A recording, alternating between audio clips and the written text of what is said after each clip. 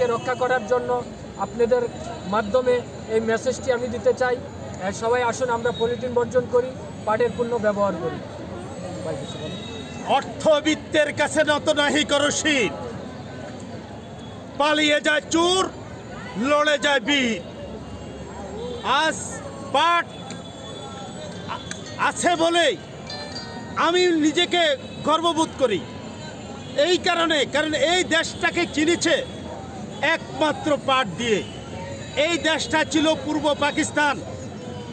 1971 সালে দেশ স্বাধীন হওয়ার পর এই বাংলাদেশটাকে চিনেছে একমাত্র পাটের দ্বারা দিয়ে। এই বাংলাদেশে 72টি জুট মিল ছিল। এই 72টি জুট মিলের মধ্য দিয়ে হাতে গোনা 2-1টা এখন প্রতিষ্ঠান আছেন এবং পাটকল আছেন, 2-3টা পাটকল আছেন, আরগুলো সমস্ত বিলুপ্ত করা হয়েছে।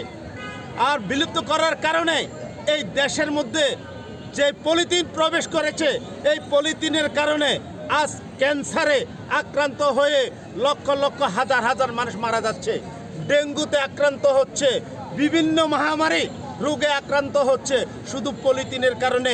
রিসার্চ করে দেখা গিয়েছে একমাত্র পলিথিনের কারণে এই সমস্ত অপরিচিত রোগগুলো এসে মানুষের উপরে ভর করে।